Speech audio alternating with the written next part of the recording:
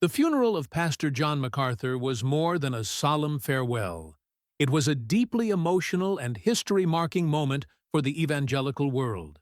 As tributes poured in from family, students, and ministry leaders, one stood out in particular: a heartfelt message from Pastor John Piper. Though absent in person, Piper's recorded tribute stunned many with its raw sincerity, humility, and unexpected warmth. It wasn't just a reflection on MacArthur's influence. It was a rare moment of unity between two theological giants who didn't always see eye to eye.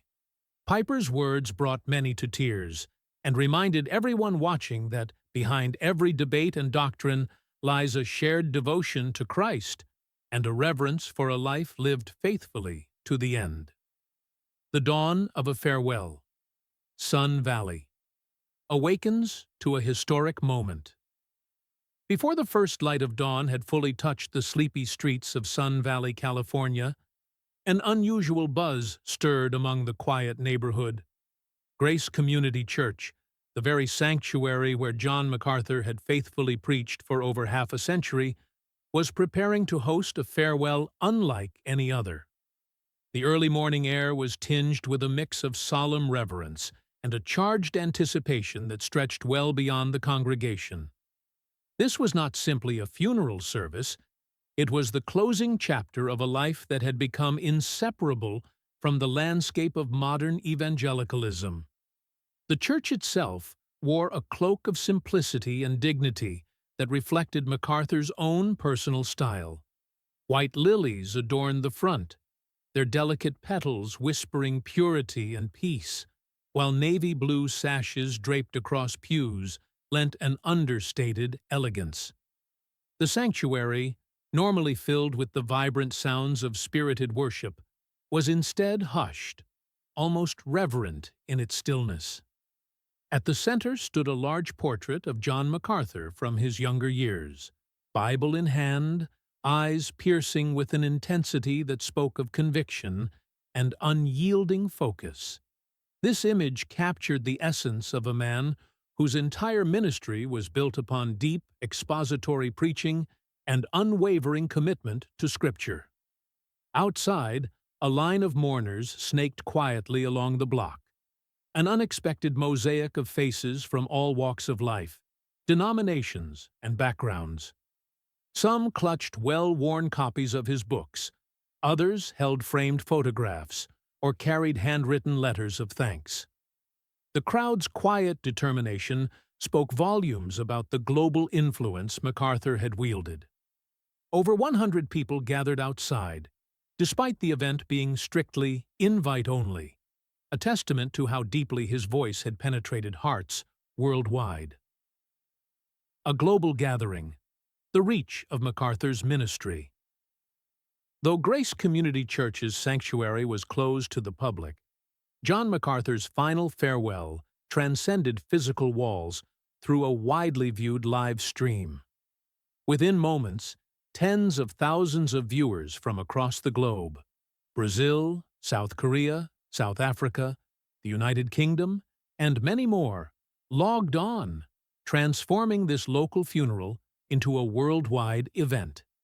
It was a powerful reminder that MacArthur's influence stretched far beyond Southern California, touching hearts and minds in vastly different cultures and communities. This virtual congregation wasn't just watching a ceremony, they were witnessing a significant theological moment. For decades, MacArthur's unwavering commitment to biblical truth had stirred passionate support and equally strong debate among believers worldwide. His refusal to compromise or soften difficult doctrines earned him both fierce admiration and criticism. Despite diverse backgrounds, this global audience was united by a shared respect for a man who stood boldly in the face of controversy. The live stream connected thousands who felt personally impacted by his teaching, forming a digital fellowship that echoed the global reach of his ministry. In that moment, MacArthur's legacy was felt not just as a pastor's farewell, but as a worldwide reflection on faith, conviction, and perseverance. The service begins. A reverent tribute to a theological titan. The funeral service opened with a hauntingly beautiful rendition of "Great is Thy Faithfulness," performed by the church choir in a way that seemed to echo the very heartbeat of MacArthur's ministry, a steadfast trust in God's unchanging promises.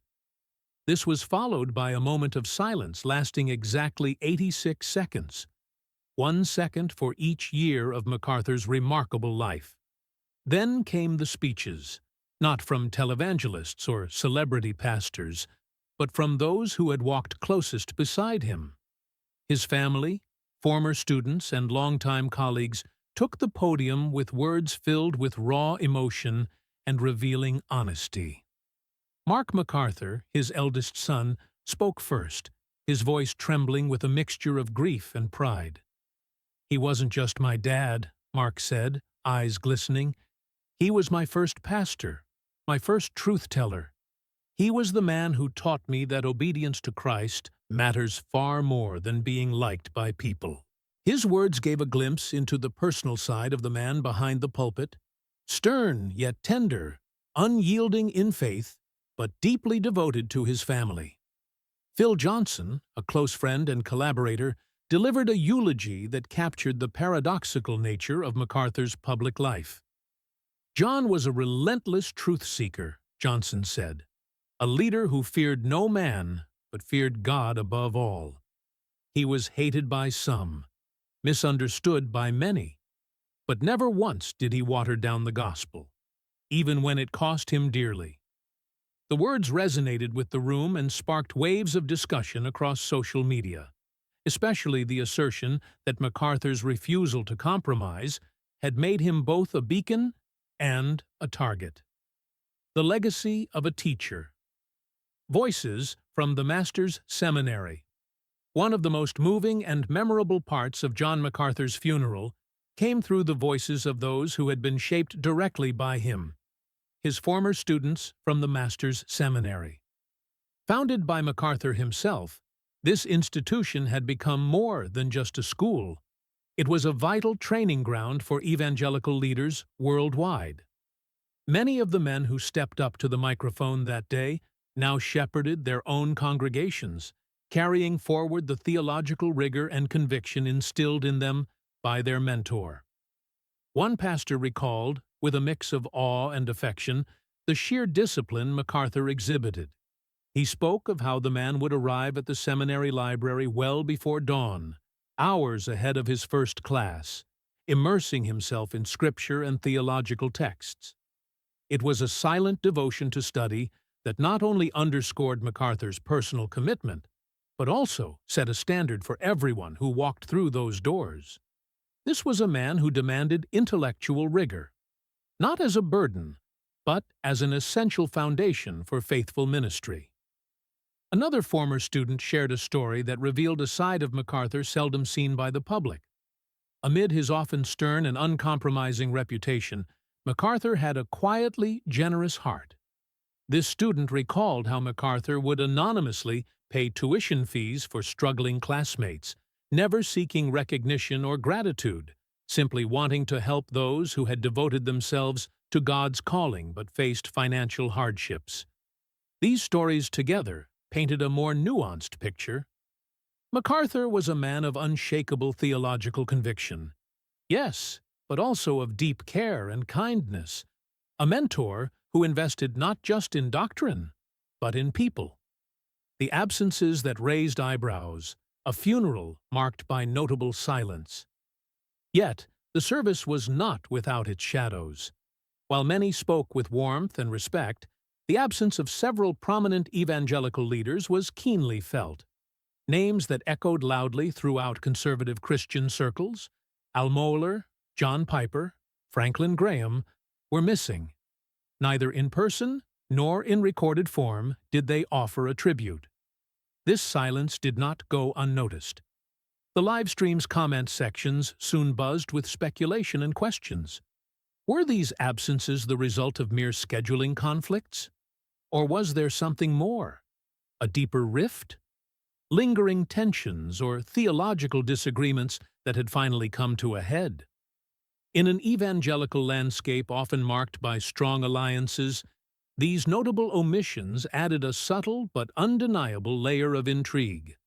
For many viewers, the silence spoke louder than words. It raised questions about the fractures that might exist within what was often portrayed as a unified front. For a movement built on shared convictions but not immune to human complexity, the missing names cast a quiet pall over the proceedings, stirring curiosity and unease about what lay beneath the surface. A message from beyond. MacArthur's final recorded words. As the formal tributes came to a close, the room dimmed and the atmosphere shifted. A video message began to play, recorded by John MacArthur himself just 6 months prior to his passing. The tone was calm and measured, his voice steady, despite the gravity of what he knew was to come. "If you're watching this," MacArthur said solemnly, "then the Lord has finally called me home." In his final recorded message, he expressed deep gratitude to his congregation and those who had supported his ministry. But more than thanks, it was a charge, an urgent plea to the next generation of pastors and leaders. He implored them to remain steadfast and uncompromising in their proclamation of the gospel.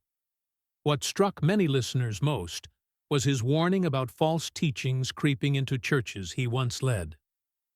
"Hold the line," he said with quiet intensity.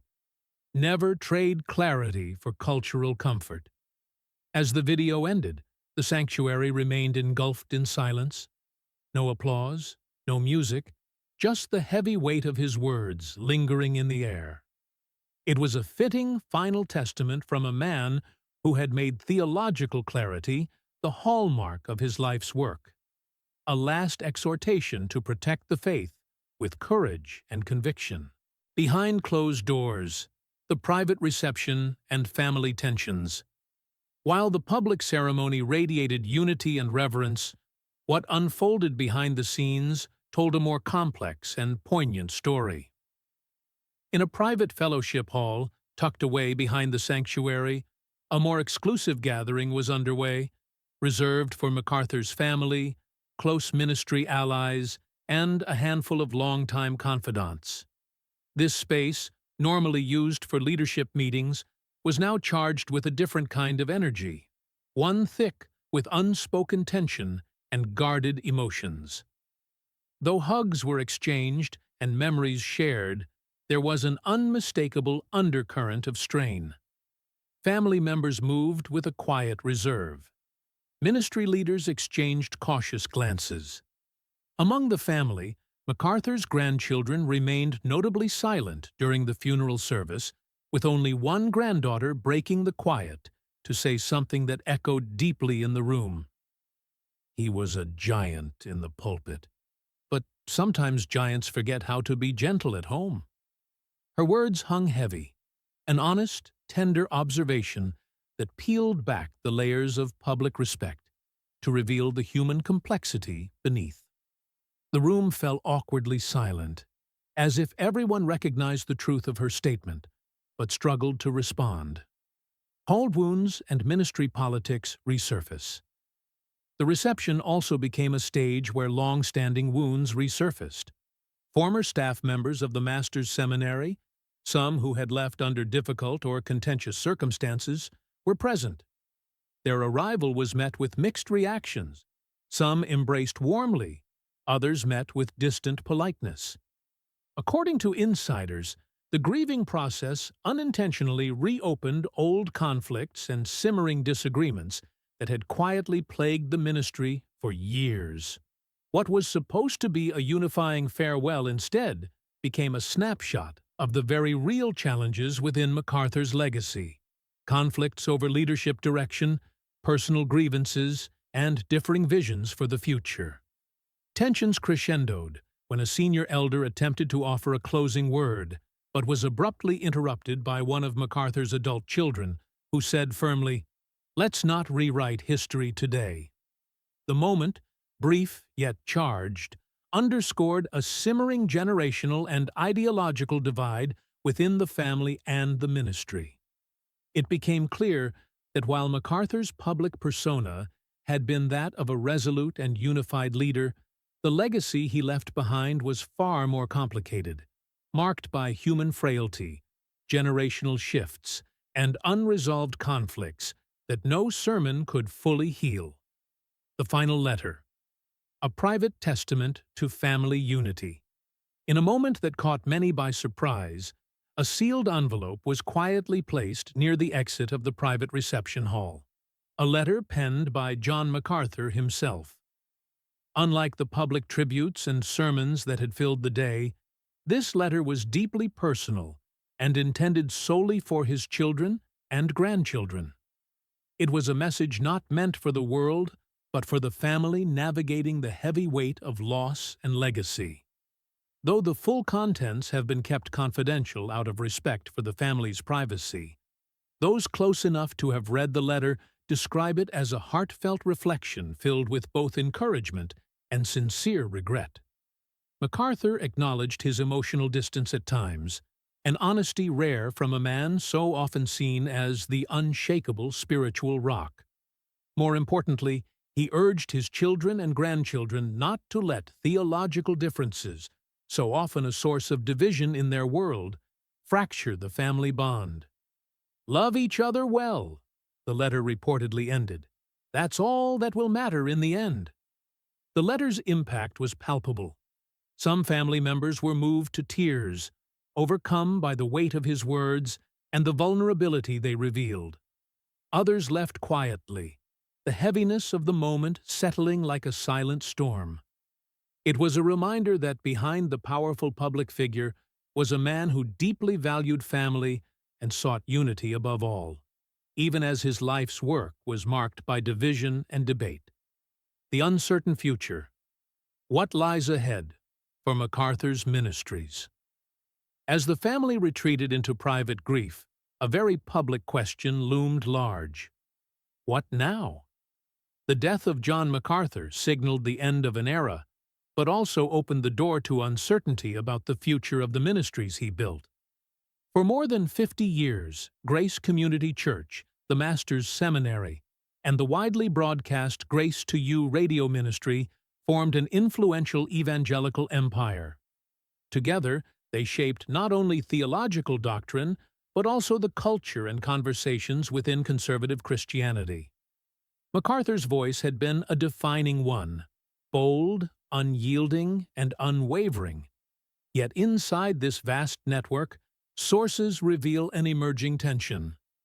Beneath the surface, a silent struggle over leadership and control has begun. Generational differences are becoming more apparent, with younger leaders bringing fresh perspectives that sometimes clash with the old guard's approach. Theological nuances and differing visions for how to navigate a rapidly changing cultural landscape add complexity to this evolving dynamic. The months and years ahead will be critical. Will MacArthur's legacy be preserved in the spirit he intended, rooted in clarity, conviction, and faithfulness? Or will it become fragmented by the very controversies and challenges he confronted throughout his ministry? The leadership void. A succession question left unanswered. When Pastor John MacArthur passed away, a profound silence fell over the ministries he built, but an even louder question echoed in the hearts of many. Who would carry his legacy forward? Succession is often a carefully choreographed moment in the life of a megachurch. Leaders announce their successors, grooming them publicly to ensure a smooth transition. But MacArthur, known for his unwavering conviction and singular focus on ministry, never publicly named a successor. Even in his final sermons, there was no hint of a leadership change looming on the horizon. This deliberate silence has left Grace Community Church, the Master's Seminary, and the Grace to You ministry in a sort of suspended animation. To the outside world, these institutions remain pillars of conservative evangelicalism, but insiders whisper of growing uncertainty beneath the surface. the absence of a clear plan to pass the baton is creating a vacuum, a place where unanswered questions breed tension and strategic uncertainty. In evangelical circles, the presence of a designated successor acts as a glue, holding ministries together through periods of loss and change. It reassures congregations, staff, and supporters that the vision will continue, that the voice they have followed will not be lost. But with MacArthur's silence, this glue is missing. What should be a solemn time of mourning is instead complicated by concerns about the future. A future where the ministry's very identity feels fragile and contested. Phil Johnson, the natural successor, or a complicated future. Central to the speculation about who might lead next is Phil Johnson, MacArthur's longtime friend, colleague, and the executive director of Grace to You. Johnson has been more than just a figurehead. He was MacArthur's steadfast defender, editor, and public voice. For decades, Johnson tirelessly upheld MacArthur's theology, navigating public controversies, moderating online debates, and shaping the pastor's public image. For many, Johnson was the obvious heir apparent. He understood MacArthur's theological nuances deeply and was seen as the natural person to carry the torch forward. But recent developments have cast doubt on this expectation. In the past year, Johnson has been noticeably less visible in day-to-day operations, reportedly due in part to health challenges. More importantly, insiders hint at behind-the-scenes disagreements about the direction the ministry should take going forward, particularly around efforts to modernize and expand Grace to You's reach. This retreat by Johnson has opened space for emerging leaders, many younger and less tied to the traditional combative style that defined MacArthur's ministry. A clash of visions, tradition versus modernization. The push for modernization is not without its critics. The so-called old guard, including many longtime elders at Grace Community Church who helped build the church alongside MacArthur, stand firmly against any dilution of the message. These leaders view MacArthur's uncompromising theological stance as the very foundation of the church's identity. One elder was overheard telling staff, "John's message doesn't need a makeover, it needs a megaphone." That statement captures the core concern, the fear that softening the message would not only betray MacArthur's legacy, but weaken the church's spiritual authority. To these elders, the clarity and firmness of MacArthur's preaching was a beacon in a world full of theological confusion and cultural compromise. The idea of rebranding or adjusting the tone to suit modern sensibilities feels like a dangerous concession. For them, standing firm means holding the line against cultural drift, even if that means alienating some. This generational and ideological tension is palpable, creating fault lines within the ministry leadership. On one side are those who want to protect the legacy as it was lived. On the other are those who believe adaptation is essential to keep the ministry relevant and effective in a rapidly changing world.